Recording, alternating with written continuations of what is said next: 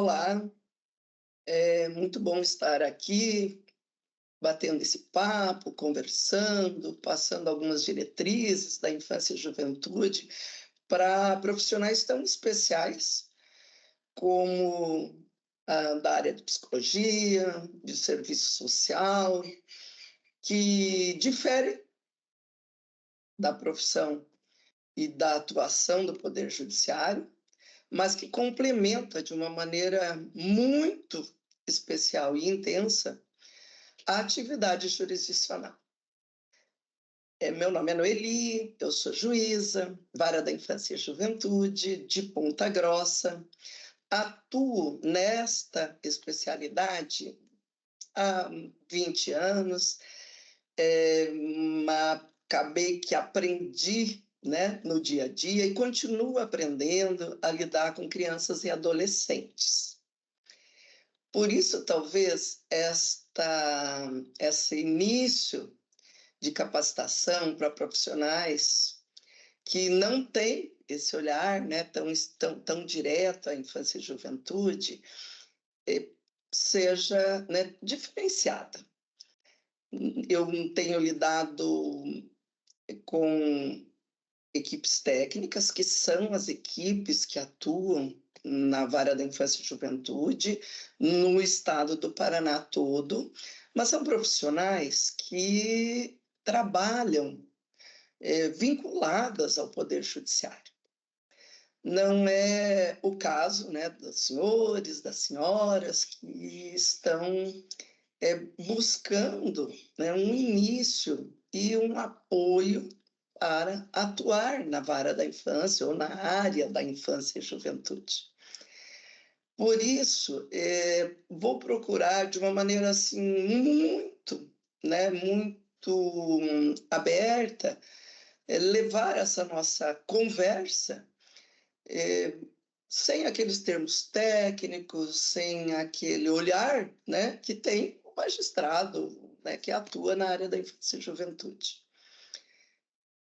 Capacitar ou preparar profissionais de psicologia e serviço social para voltar os olhos para a infância e juventude é uma tarefa que nos deixa bastante felizes, nos deixa com uma obrigação ainda maior. Por quê? Porque no sistema de justiça, nós lidamos diariamente com situações técnicas, jurídicas, mas o nosso olhar é voltado para aquele sujeito de direitos principal, que é a criança e o adolescente. E não tem como dissociar a figura do magistrado do apoio que ele precisa das equipes, das redes de apoio. Todas as redes de apoio. E olhar mais técnico, mais especializado nesta área que, né, os senhores, as senhoras atuam, é essencial. Por isso que dentro desse primeiro olhar, né, que estamos preparando para todos, vamos tentar trazer alguns princípios, algumas diretrizes.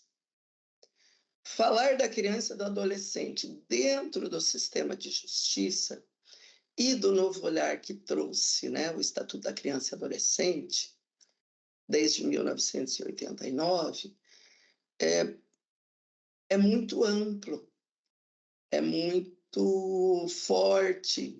Nós precisaríamos de um tempo muito maior. Mas com esse pensamento de darmos o pontapé inicial, eu busquei nessa nossa conversa trazer alguns pontos que são básicos e me parece que podem nos ajudar a trabalharmos, né, a trabalharmos nesse tema, nessa temática que é tão intensa e que está no nosso dia a dia, independente do conhecimento ou não. Acredito que tanto da, da profissão, né, dos senhores ou das senhoras, como da minha e de qualquer cidadão. Então, como diretrizes, né, acho que é importante a gente estabelecer agora, nesse início, do que nós vamos falar, né? E qual os caminhos, né, que eu vou procurar desenvolver aqui, né, nesse vídeo.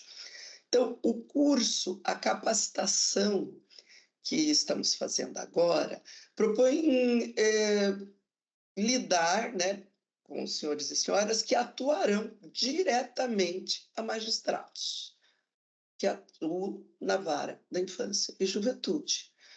Juízes e juízas que estão ligados a essa jurisdição e que precisam do apoio de profissionais. Neste módulo, nós vamos abordar temas essenciais para o sistema de justiça e, principalmente, os direitos fundamentais que permeiam a criança e o adolescente, a infância e a juventude. Ok? Nós temos assim como um objetivo principal a reflexão. Esse é o nosso objetivo, refletir sobre o papel, né, dos senhores, né, enquanto profissionais da infância e juventude, com essa vinculação. Também a gente vai, né, colocar alguns parâmetros, rápido olhar sobre esta atuação dentro da ética, da produção de equipe, né, de documentos, no olhar tanto teórico quanto na prática. Além da minha fala, terão, né, os senhores e as senhoras terão oportunidade de conversar, de ouvir de ouvir outros técnicos profissionais que atuam na coordenadoria da infância, que têm uma experiência, que talvez, né, tenha, né, um olhar e a possibilidade de abordar situações técnicas, práticas do dia a dia. Aqui comigo, a gente vai conversar mais, né, sobre questões jurídicas, mas sempre no objetivo de prepará-los para atuar com um magistrado, uma magistrada que, né, determine um estudo técnico, que precise do apoio desse tipo de profissionais que são os senhores, ok? Vamos abordar mais especificamente as normativas que fundamentam essas garantias, né, dos direitos, vamos falar um pouco de medidas protetivas, vamos falar um pouco da excepcionalidade do poder do afastamento do poder familiar, desses meninos e meninas que são, né, o objeto, né, o sujeito de direito do nosso trabalho. Para os senhores, talvez seja até um chover no molhado, né, eu dizer, né, que a infância e a adolescência é um momento muito especial de desenvolvimento do ser humano, já que, né, são profissionais tanto de psicologia e mais ainda, né, de assistência social, que lidam, né, com a população em geral. Mas pelos sujeitos de direito que a gente tem, né, como objeto, como finalidade, é preciso que se tenha um olhar mais específico, que se pense realmente como meninos e meninas, numa faixa etária que passa da primeira infância, que é aquela mais delicada, aquela mais especial, para a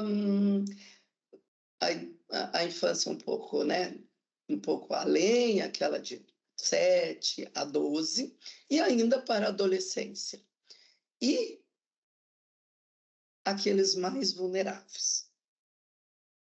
As crianças e adolescentes que chegam à infância e juventude, para o aspecto já, né, da jurisdição, que precisam do olhar da jurisdição, eu costumo sempre dizer que são os vulneráveis dos vulneráveis. Por quê? Porque eles passaram por uma rede de apoio do município, passaram pelo Poder Judiciário, muitas vezes passaram pelo Ministério Público, e aí que chegaram ao magistrado. Então, quando o magistrado da Infância e Juventude precisa determinar uma medida, um encaminhamento, ele está lidando com um público, né, vulnerável, que não tem em alguns momentos, ou na sua maioria dos momentos, não tem um representante que lhe dê, né, aqueles direitos fundamentais, está muitas vezes afastado da família, afastado da escola, afastado do exercício dos seus direitos fundamentais. E é aí que se precisa do apoio, do olhar mesmo, que é tão relevante da especialidade, tanto do psicólogo quanto da assistência social. Mas, né, ainda falando assim dessas abordagens, né, nós vamos falar um pouquinho da adoção, da habilitação de pretendentes, do estágio de convivência, que é aquele olhar depois, né, da destituição do poder familiar, é quando a criança chega numa família substituta via adoção e que precisa de um apoio e das equipes, né, da equipe tanto na área de assistência social quanto de psicologia, para dar suporte tanto a esta criança ou adolescente, quanto à família que recebe. Então, a gente chama isso de estágio de convivência. E, por último ainda, né, esse papel protetivo que as famílias, né, devem dar sempre a crianças e adolescentes que estejam sob sua responsabilidade, tá bem? E lá no finalzinho, ainda uma rápida pincelada sobre adolescentes em conflito com a lei, ou seja, aqueles que de alguma maneira praticam, né, algum ato infracional, que é uma conduta análoga, né, a crimes, que a gente chama, né, de conflito com a lei, e medidas socioeducativas que são aplicadas a esses meninos e meninas que estejam em conflito com a lei. Bem, então, começando aí, falando do sistema de justiça e dos direitos fundamentais de crianças e adolescentes. Já falei, né, agora há pouco, né, já comentamos sobre isso, mas o sistema de justiça, ele na área, né, da criança e adolescente, por disposição legal, ele permeia dentro de caminhos que exigem um olhar muito mais macro, muito além do processo que é o regular, né? Aquele onde normalmente se distribui, se trabalha na justiça. Como ponto, né, que a gente tem de partida nessa temática, me pareceu assim bastante relevante que a gente tivesse uma conversa muito rápida, porque teríamos, né, que dissertar horas, né, várias horas aulas nessa temática, mas alguns princípios, um pouquinho da legislação, para, né, fornecer aos senhores e senhoras, né, que vêm no apoio de um magistrado, um pouco daquilo que seja, né, a justiça e do histórico do sistema de justiça nesta área. Então, caminhando por aí, a gente tem assim, alguns pontos que eu aí recomendo, né, que quem tiver o interesse possa ir buscar com mais detalhe, com mais olhar, com calma, né, se debruçar sobre essa temática dentro dessa legislação. Começamos, né, lá em 1924, com a Declaração de Genebra, que foi, né, a base que ligou todas as nações, né, do mundo para se pensar. Começou-se a dizer, né, que a criança e adolescente não era mais aquele objeto, aquela, né, pessoa que não era assim considerada, né, que podia ser manipulada a bel prazer, né, ao gosto dos seus pais ou daquelas pessoas que dela cuidaram. Depois, lá em 1948, avançou-se bastante, porque originária da Declaração de Genebra, tivemos a Declaração Universal dos Direitos Humanos, que foi adotada pela Assembleia Geral das Nações Unidas, que estabeleceu diretrizes e disse, né, de uma maneira muito direta, sobre, né, os direitos que deveriam, que devem, né, alcançar todos esses meninos e meninas, né? Todas as pessoas de 0 a 18 anos. Avançando ainda nesse aspecto mais internacional, mais universal dos direitos das crianças e dos adolescentes, nós tivemos em 1959 a Declaração dos Direitos da Criança e do Adolescente, que também, né, que foi adotada na Assembleia Geral das Nações Unidas e que afirma que os direitos de todas as crianças e adolescentes devem passar prioritariamente pela proteção, pela educação, pelos cuidados à saúde, em um ambiente familiar e seguro. Eu faço questão de destacar isso, porque vocês, né, nós já vamos andar um pouquinho aqui nessa nossa conversa e vai se novamente verificar né, a importância e a prioridade que é esse detalhe de um ambiente seguro e convivência familiar. Todo o nosso trabalho, que no aspecto, né, dos direitos fundamentais e do sistema de justiça, é voltado para esses dois pequenos detalhes, né, que não são pequenos, são macros. Direito à convivência social, a convivência familiar e ambiente seguro. Todo o restante é uma consequência. Tivemos, né, seguindo aí, né, nesse nosso passeio, né, pelo avanço da legislação e até mais em âmbito universal, é importante, né, que a gente tenha, que me pareceu importante repassar, para que se estude de uma maneira a interesse de cada um, mas mais profundamente, né, um pouco mais à frente. Mas vale, né, me pareceu importante